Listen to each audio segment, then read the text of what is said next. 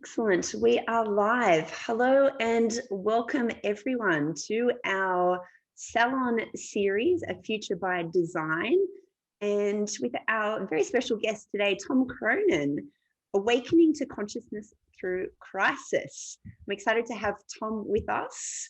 Tom is the founder of Stillness Project and producer and co-writer of the Portal film and book, and it's out now. The book is out, the film is on its way.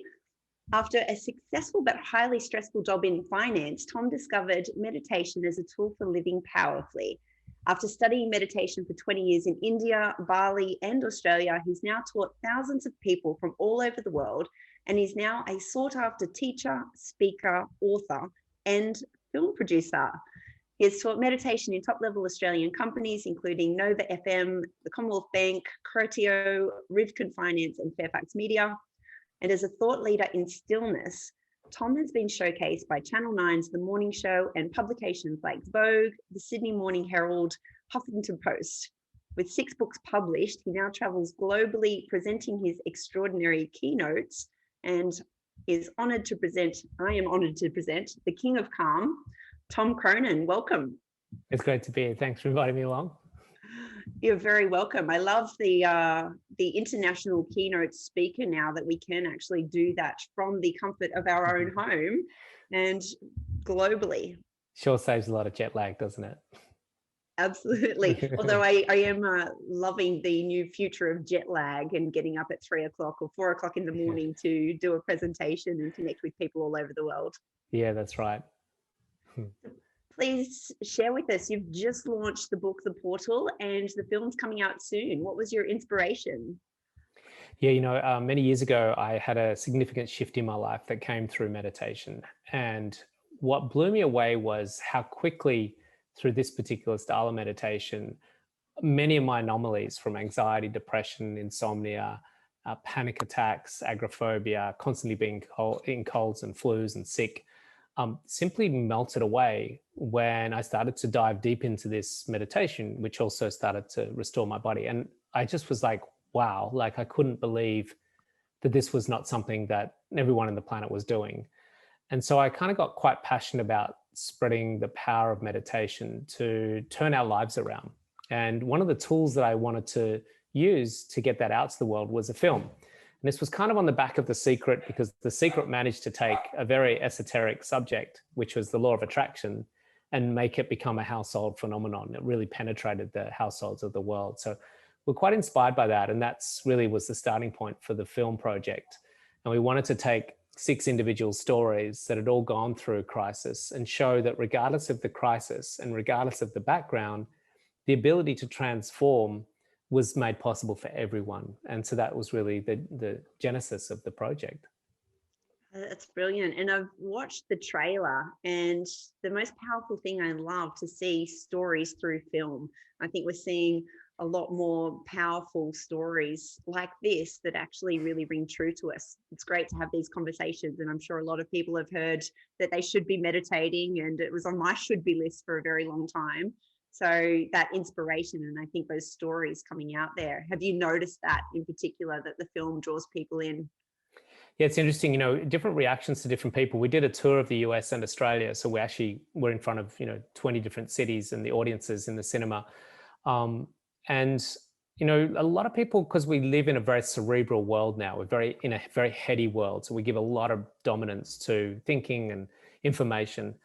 And so there are people that are still quite heady, and the film's to really get people out of their heads, to stop looking for more information, to actually get them into their hearts.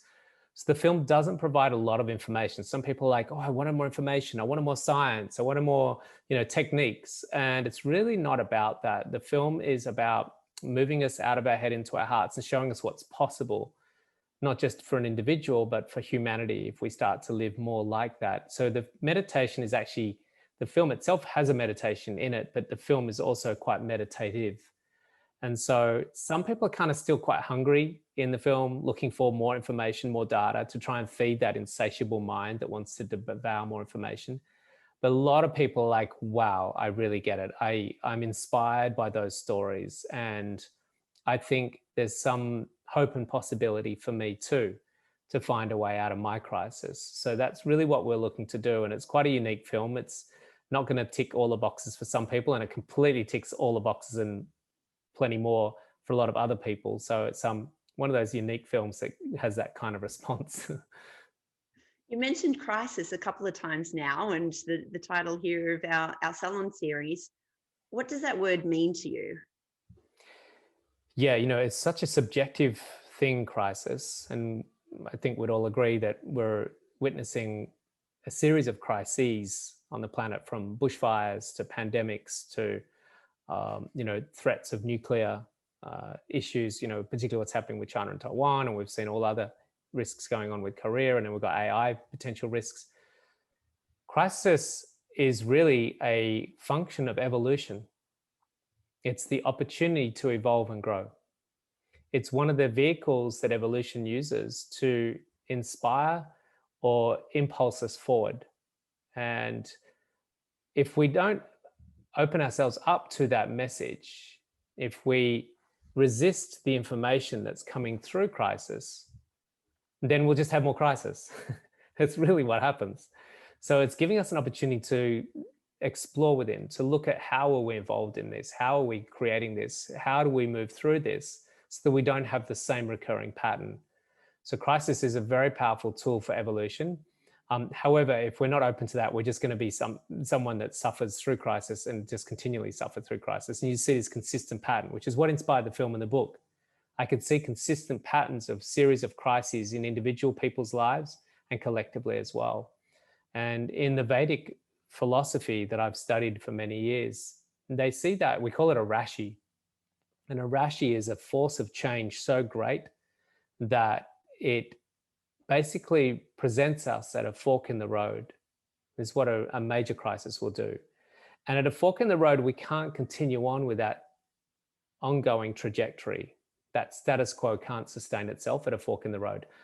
The fork, it basically means we must deviate. We must go one direction or another direction. We can't go the same direction. A fork means we must go one or the other. And that's what's called in engineering terms a bifurcation point, where the road bifurcates and we either break down or break through. So at that point, we only have two options. One is we go to a higher level of order and cohesiveness, or we go to a lower level, if not all the way down to self-termination. And that can be a relationship that goes into divorce, a company that goes into bankruptcy, the civilization that ends. And we see this time and time again in civilizations. Many civilizations have ended. The only challenge now is that we're in a global civilization. So self-termination of that civilization, it's not something we want to be looking at. It's interesting that you talk about patterns and being able to see patterns in other people and those different levels. I'm interested, you say you believe that humanity's at a fork in the road and that change needs to happen now. What do you mean by that?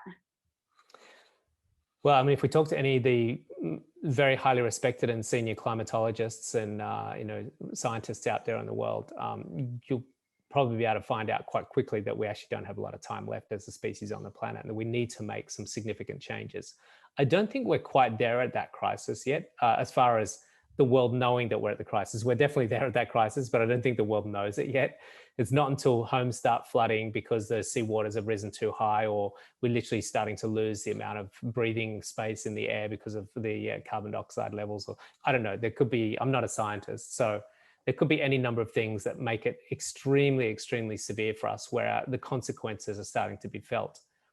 This is the challenge with crisis. We generally don't preempt it before it happens. Otherwise, we wouldn't have had the crisis.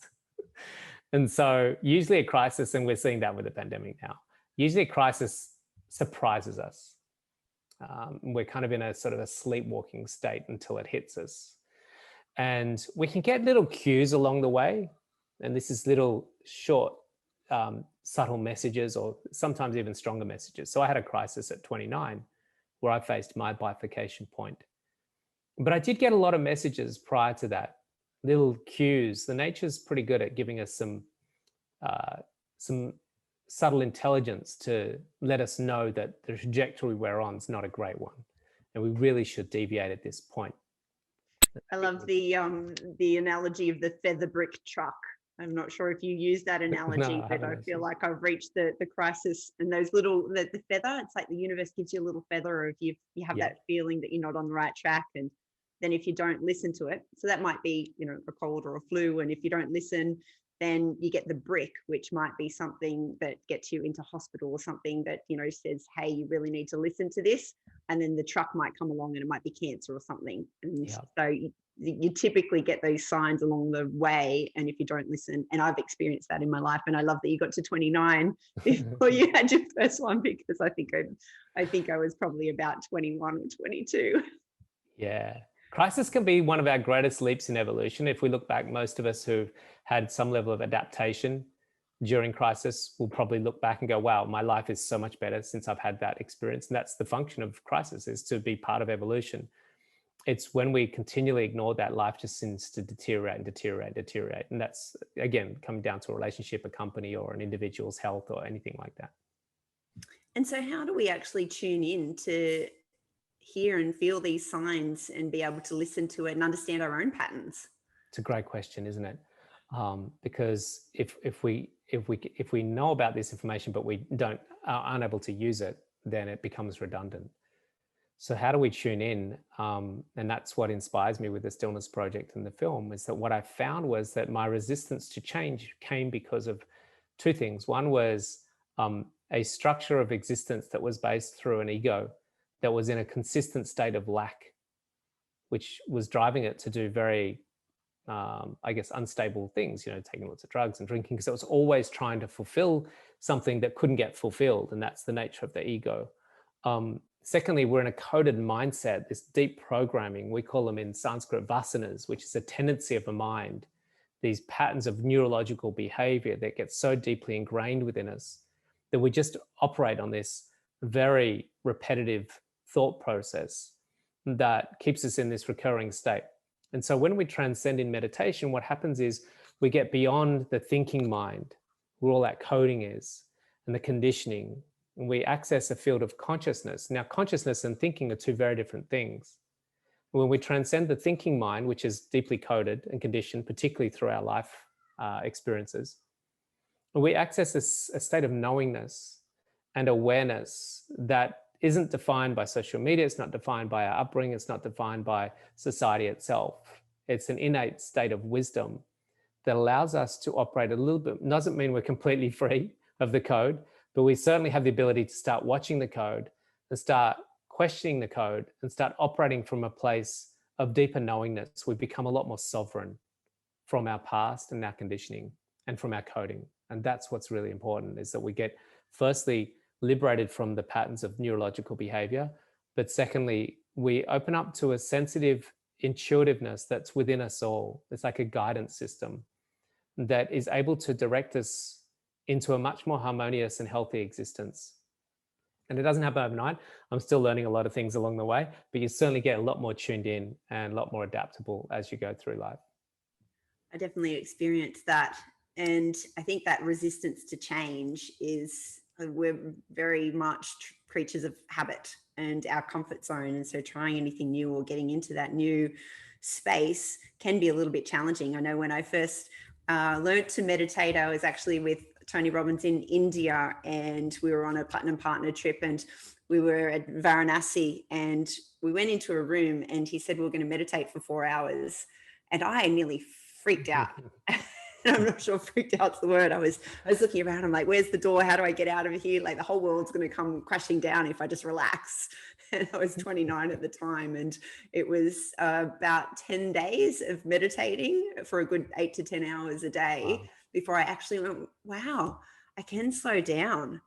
And I think I'd had this innate, I need to catch up. So I was 17, I had my first kidney transplant. My mum gave me a kidney, and I was in hospital for 3 years, and I'd always been really smart and school ducks. And so not being able to go to university because I was in hospital for 3 years, I had this, I need to catch up. So as soon as I could, I went to university full time and studied by correspondence so that I could work full time in the industry, and had been working 7 days a week for a good 10 years until this happened.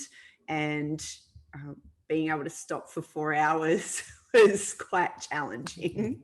I can imagine.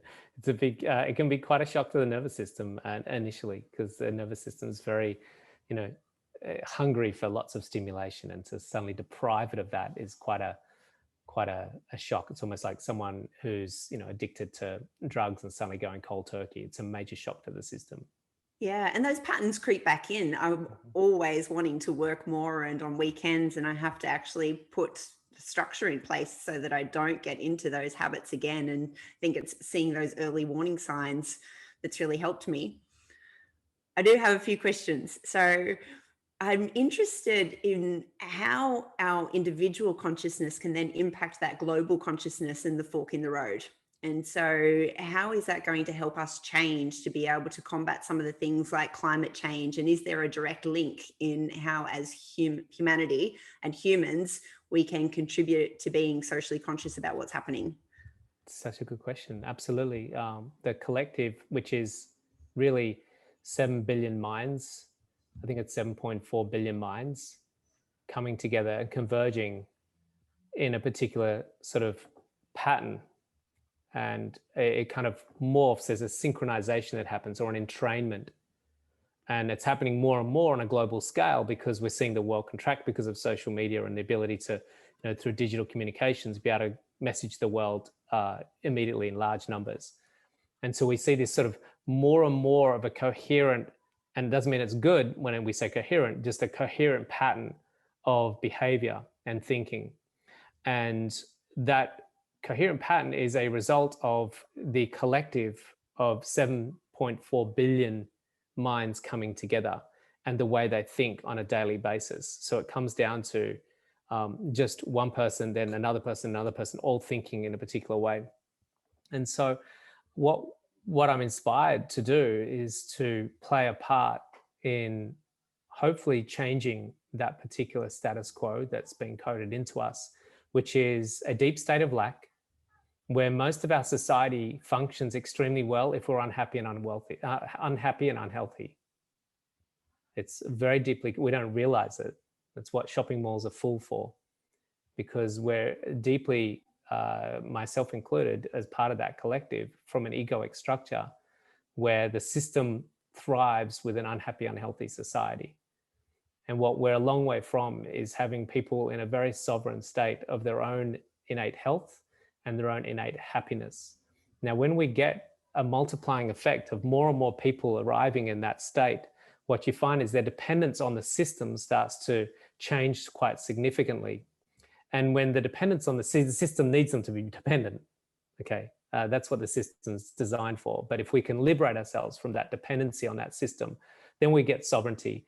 And then when we start to find an innate sense of happiness, we stop having this huge consumption. And if we stop having this huge consumption, that has a huge impact in a positive way on the environment. We start to have a much more creative intelligence that is not designed or working from a win-lose paradigm where I can get more for myself. It's like, how can I support the collective because I am the collective? It just flows in so many other ways. We start to realize that there's a simplicity to existence that enables us to have a co-creation and a cohabituation, if that's the right word. Sometimes I make up these words along the way. I think it's the right word. Cohabituation with the planet, where we're coexisting in a what's the right word? A synchronized way, or in a way that we've got to support what's supporting us. Otherwise, it just doesn't work out. And I don't think we're quite there yet.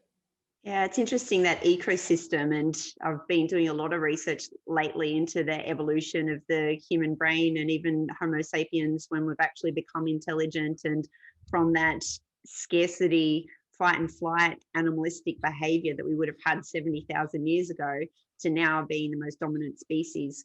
Isn't it interesting that we're actually only now just thinking about the ecosystem balance?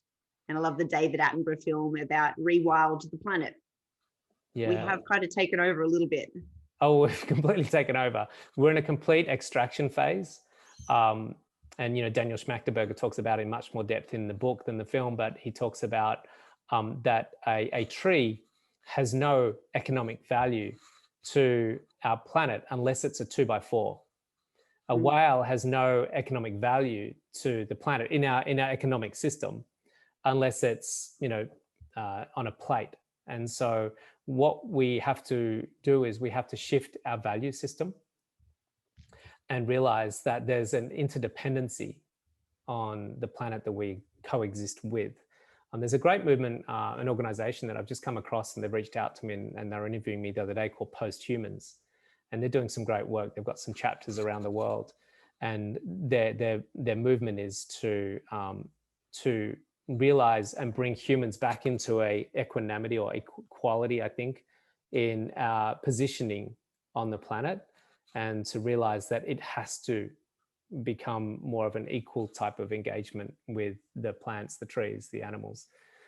Otherwise, again, we just come back to self-termination. Interesting when you talk about such big problems as well. It could be quite overwhelming, particularly when we want to help. And I myself have been caught in the trap of, I don't want to not work because the world needs it right now. And it's like there's so many problems in the times now, and to get out there and, I'd run and burn out, and then come back and run, burn out and come back. And it's almost like, how do you shift it to the almost like Maslow's hierarchy of needs, but show up for yourself so that you can show up for others? And it's that scarcity and the abundance mindset. And I realized I've had scarcity in my health, which is what's had me burning out, because I've had a kidney transplant. I do actually need to look after myself, and I'll always put the planet first. And so shifting that mindset to show up for ourselves. And I love that you talk about self-actualization. And I feel like, that the impact is yourself and your immediate friends and family, local, community, country, world, and then, your business, and then, how you actually can leverage that consciousness and that abundance mindset to make a difference. And I'll throw another framework on top of that for you. Yeah, sure. It's just the analogy. So coming back to, as you say, like all of us finding our place in that entire ecosystem. So if we're looking at that very macro view, one of the things that was really beneficial to me was thinking about the planet as spaceship Earth, as Buckminster Fuller wrote 50 years ago.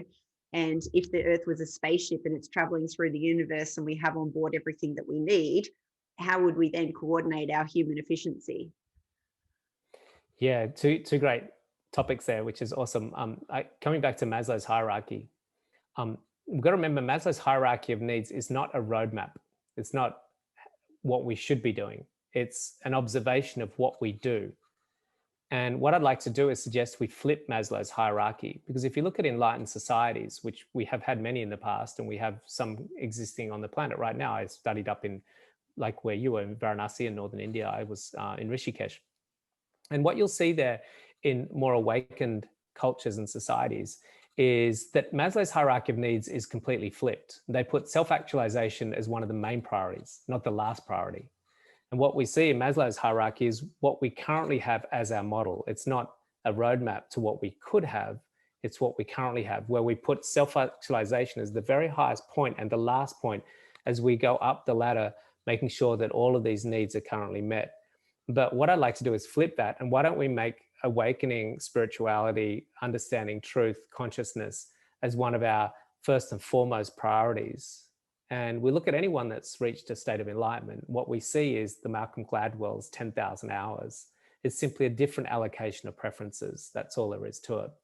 We've become really, really good at tweeting, Instagram, shopping, gambling, drinking, partying, making money, but we haven't really mastered the art of self-actualization or awakening, because we just haven't prioritized it, because we put it so far up the chain. It's like, you know what, if I get there one day, I might give a little bit of attention, but geez, I've got a whole lot of uni degrees to get through and money to be making and shops to be going visiting. And we really do put that a long way back, which is what I was doing as well, which was one of the leading causes of so much of my suffering.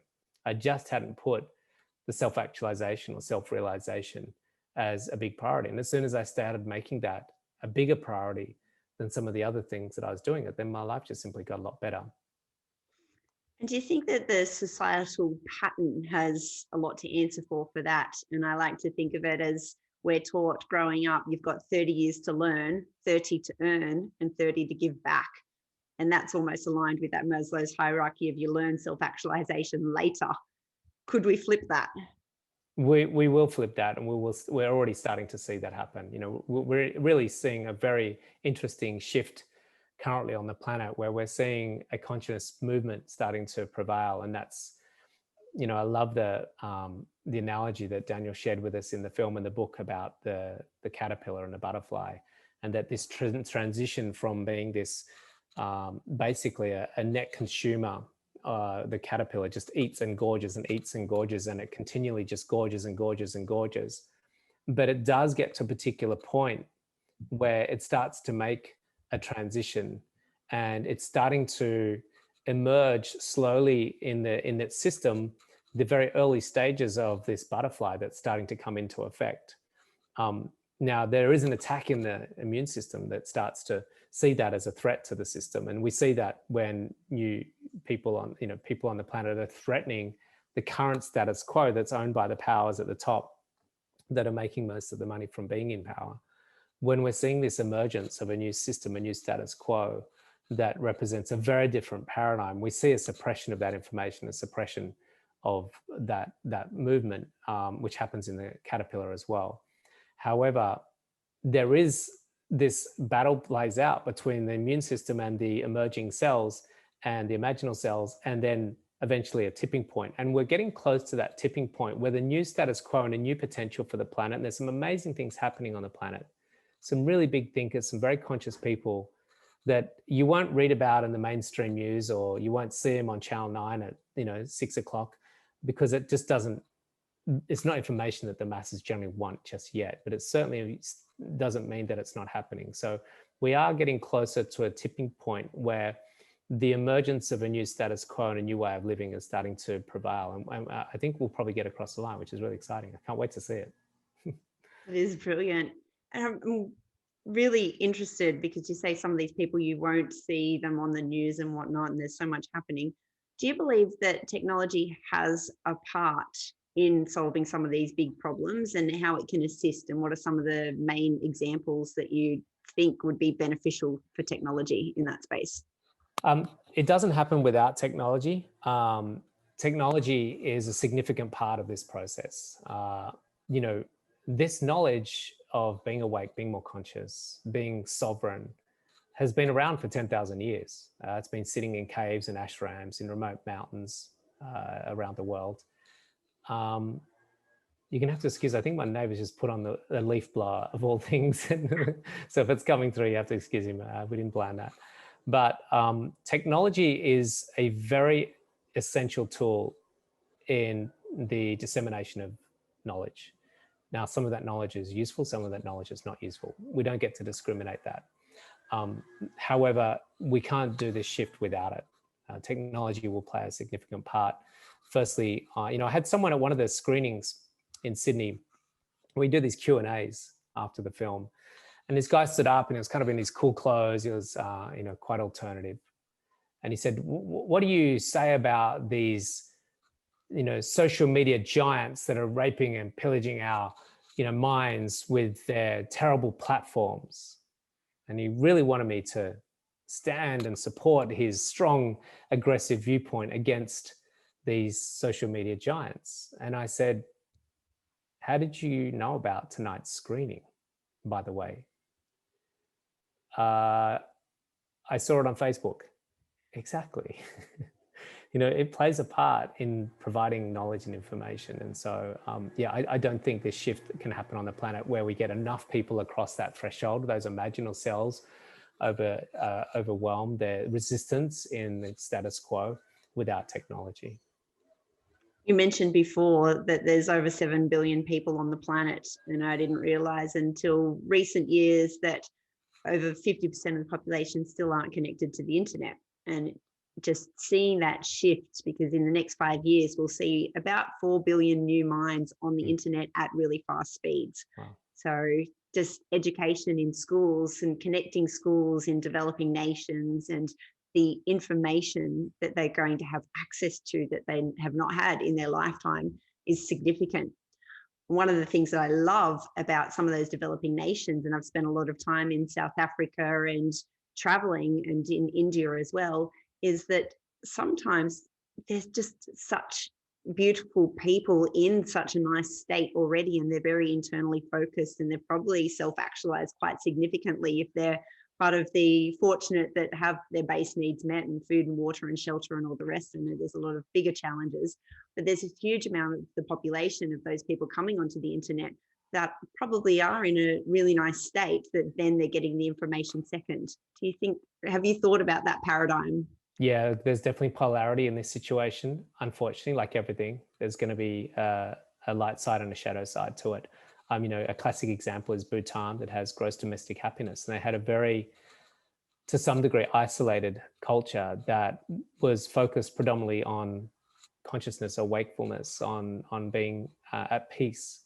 And they had an incredibly, without doubt, one of the happiest cultures in the world. And that's starting to change quite quickly, because what comes with this flow of knowledge through the internet and giving people access to this knowledge is a couple of things. Firstly, we see a loss in culture. We also see one of the most chronic diseases of all, and that's comparisonitis, and the ability to measure our level of happiness based upon something else rather than just acceptance of what it is.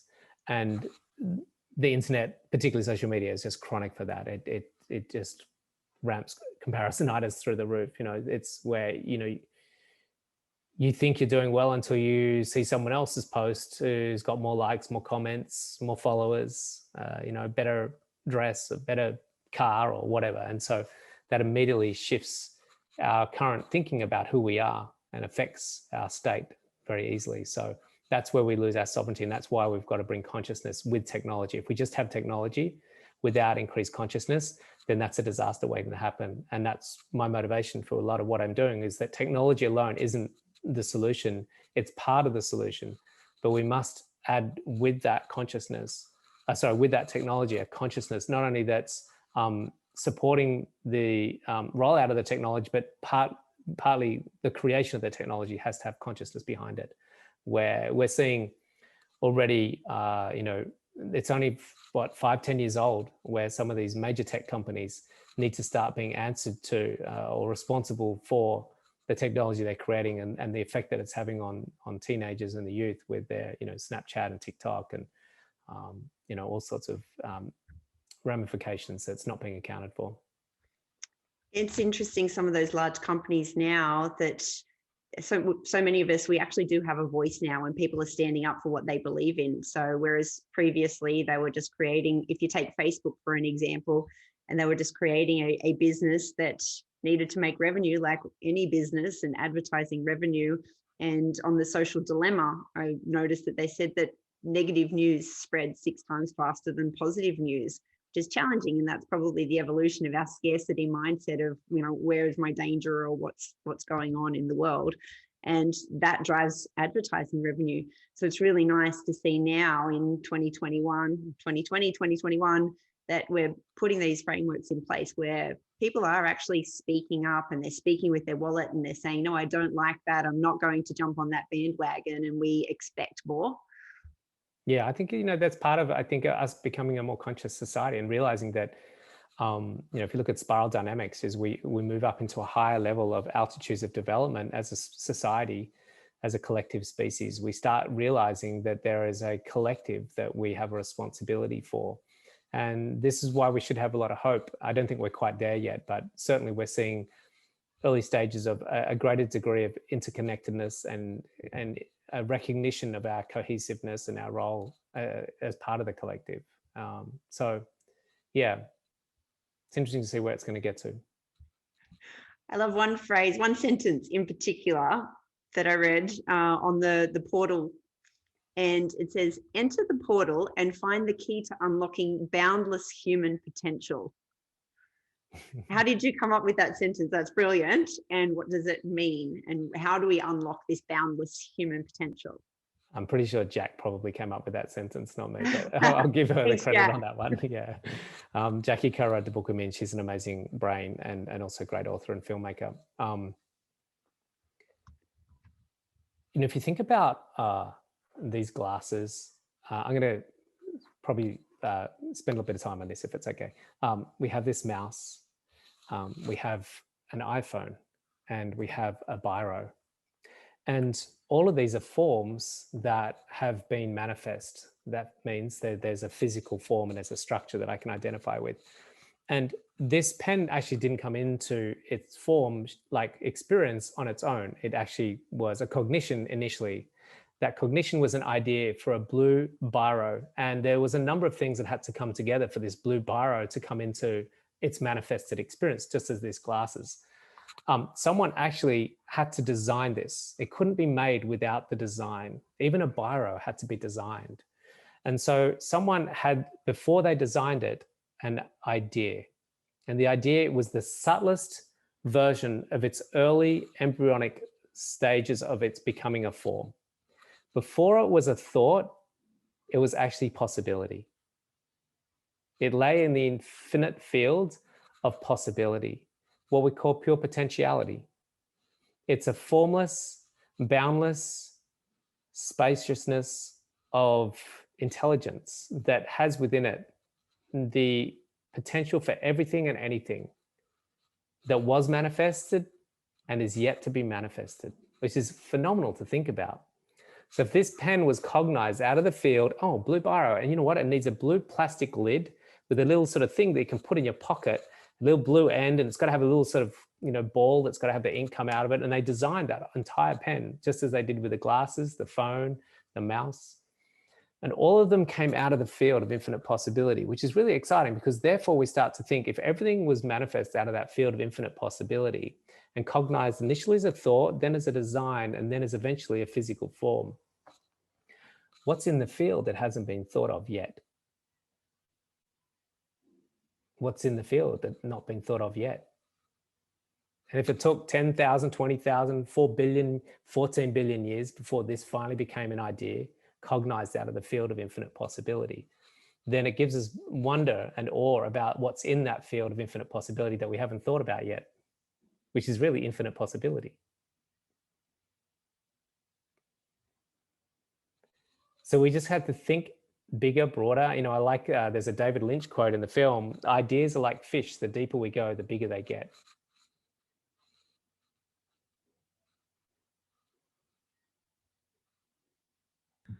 I'm enjoying this space so much.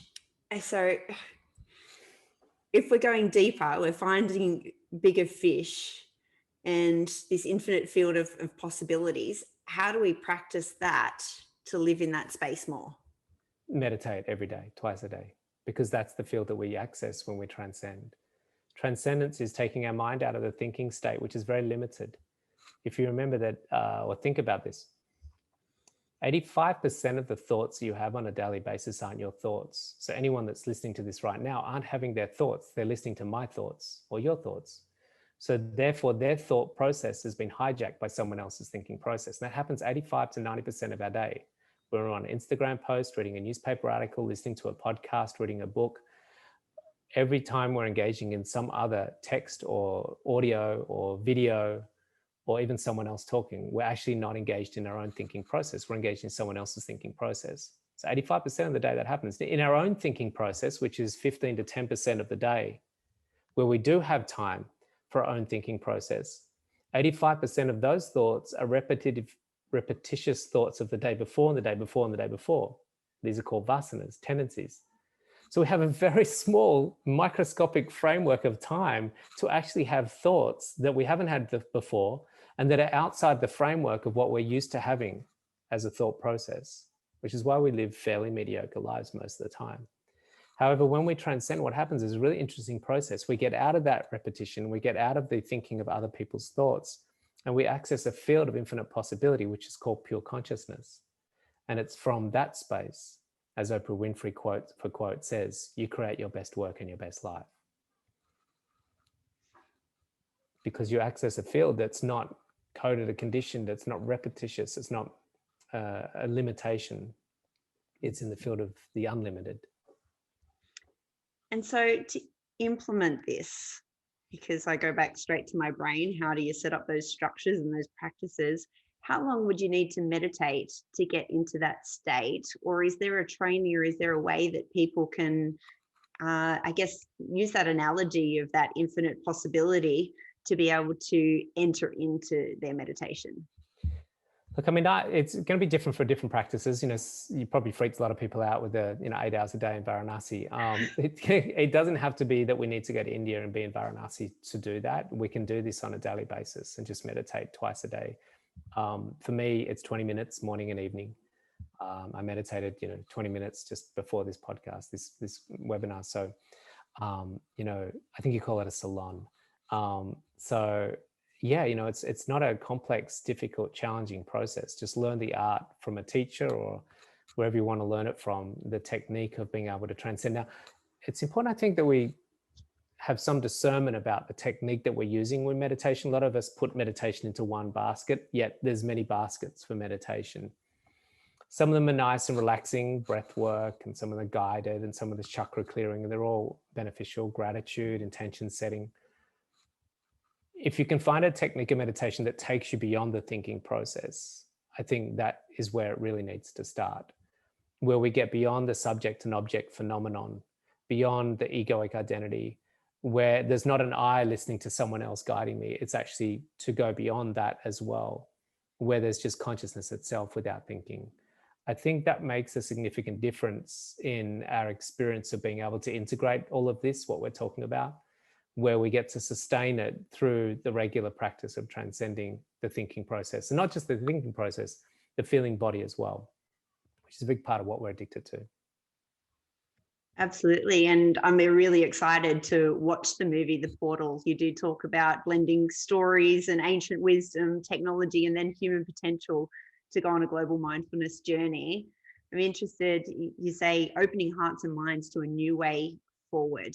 Has the power of those stories helped you then help and share this message with a lot more people?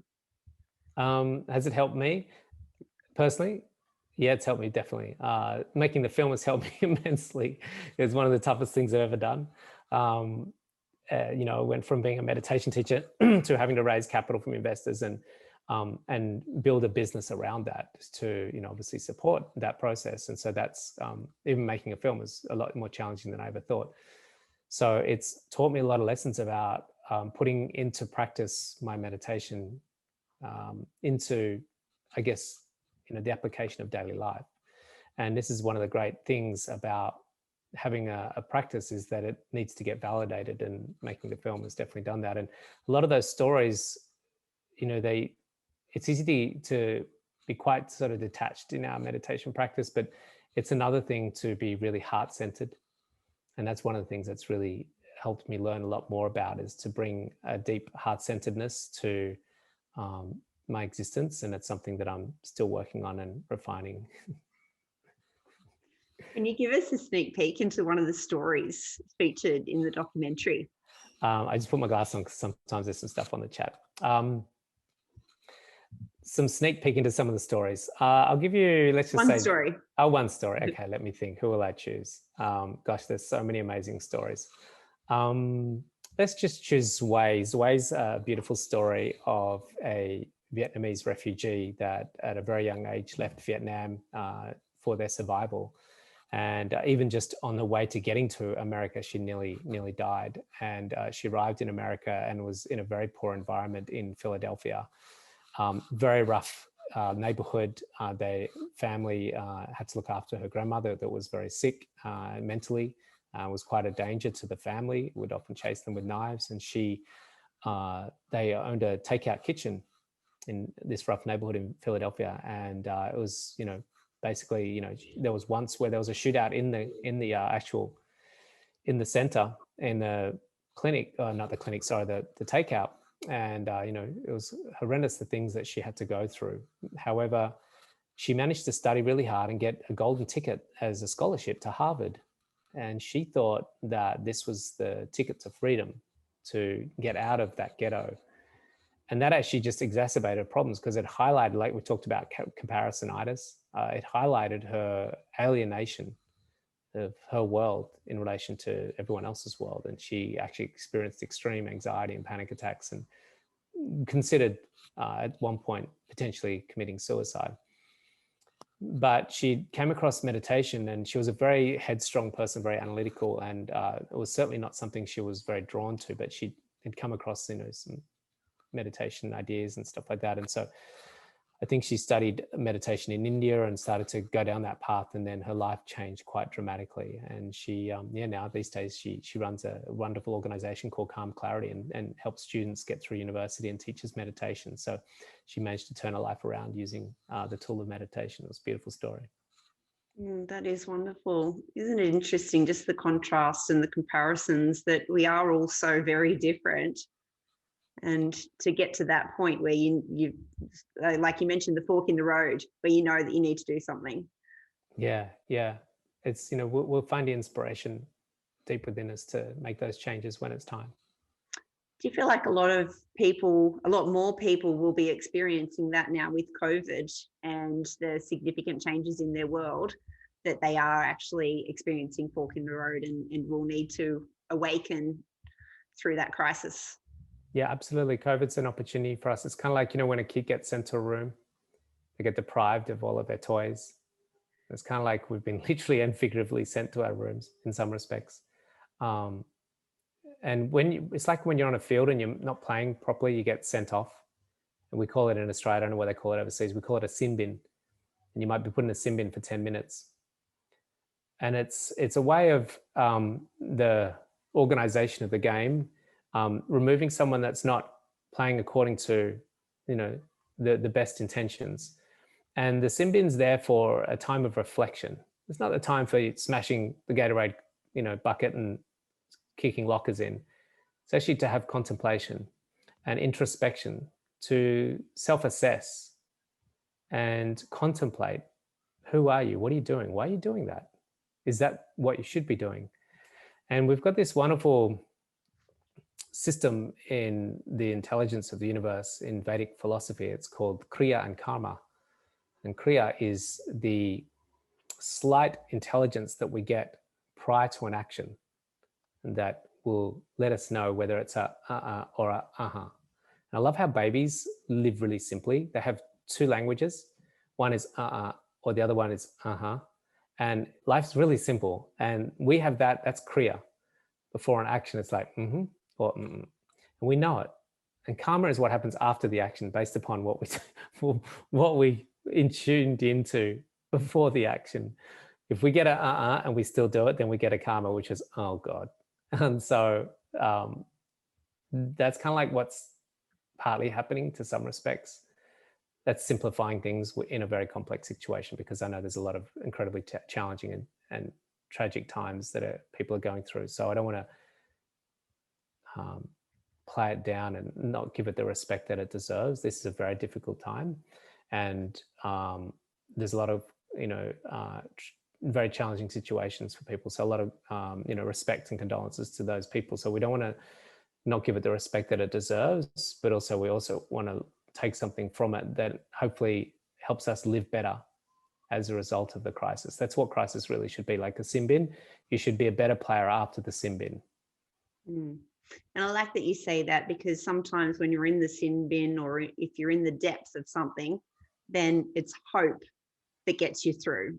And so that little bit of hope, or the hopefulness that things will be better, how do we actually create that compelling future and that redesign? And I love the analogy of going to your room, because it is really just go to your room, take a few deep breaths and calm down and just reassess, reflect, and then you move forward in a clearer state. And I think that's sometimes what meditation can really help us do. And particularly, like you say, middle of the day for me is fantastic. It's, getting up at 4 or 5 o'clock in the morning, being able to do it at lunchtime, then my afternoon is a lot clearer.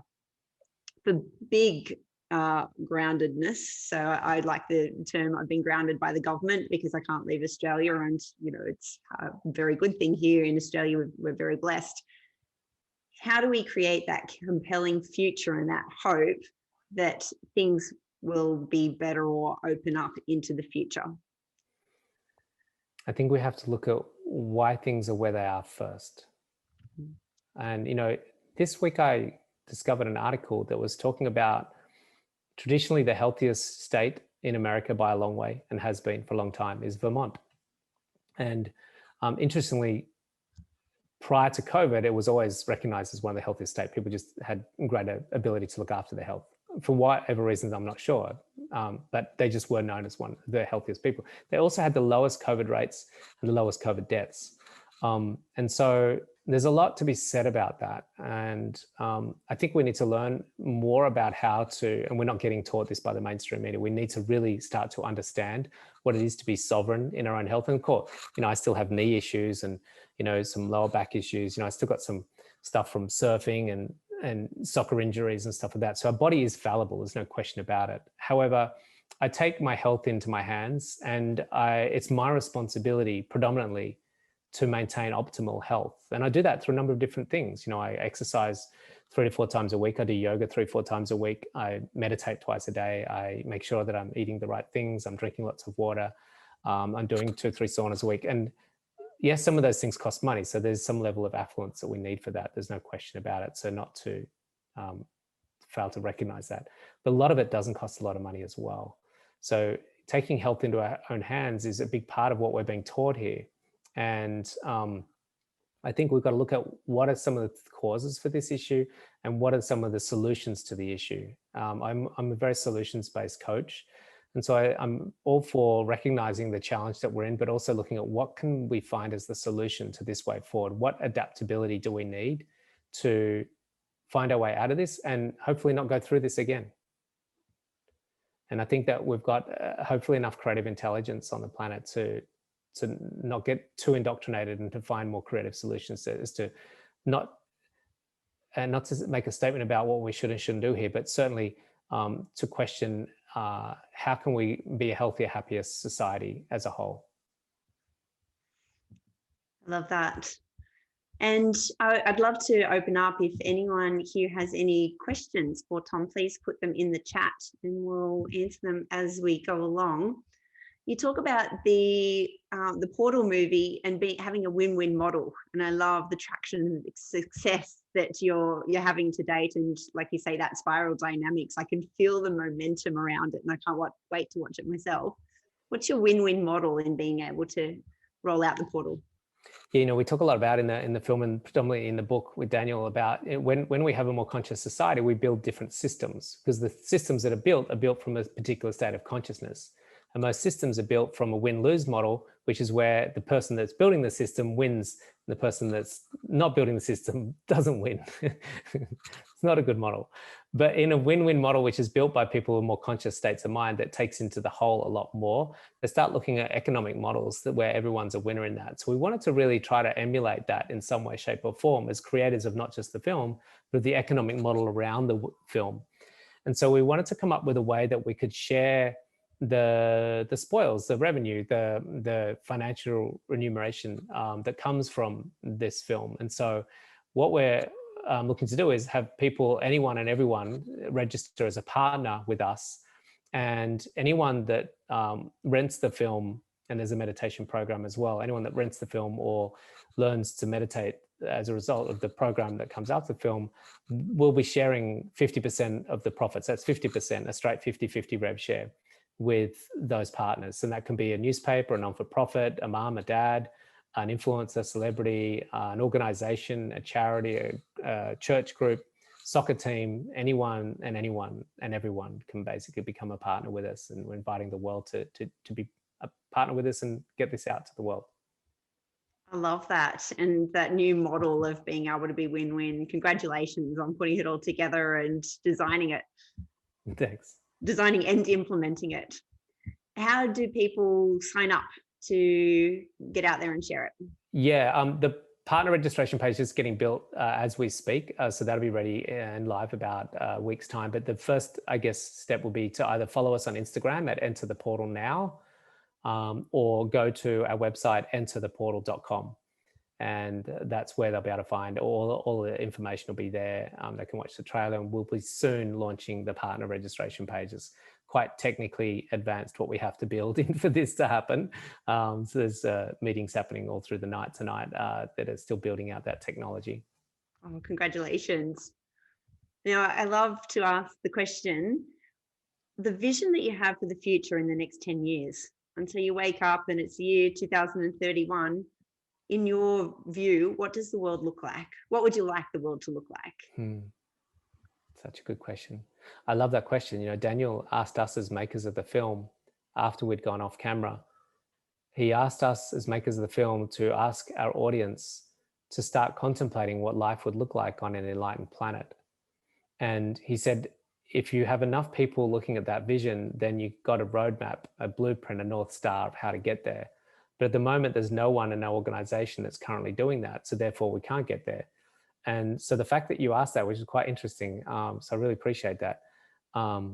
What I see is hopefully the entire planet, but ideally, if we don't get there, then just a large portion of the planet being very sovereign, that is in their own empowerment of their own health and happiness, not being a slave to advertising, large organizations, a conditioning and a coding that hijacks that from them, where a lot of the indoctrination of how we should be living is, we're liberated from that, and that there's a greater sense of ease and flow and lightness and simplicity in our lives, and less emotional upheaval and suffering, greater equanimity, equality, where there's a deep sense of respect, not just amongst all of our cultures, all of our traditions, all of our religions, all of our races, and but also with humans and the planet, a greater sense of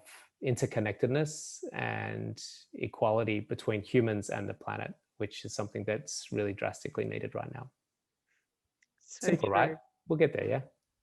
We will get there, hopefully soon enough. And that's why I love doing these A Future by Design salon series, as well as just having the theme A Future by Design. How do we actually create that momentum, the spiral dynamics, that positivity, and like you say in the movie The Secret, or the concepts in The Portal, how do we actually manifest some of this? And I love that you're talking about this idea and design and the field of possibility. And I think I'm definitely going to be meditating in the field of possibility as much as I can.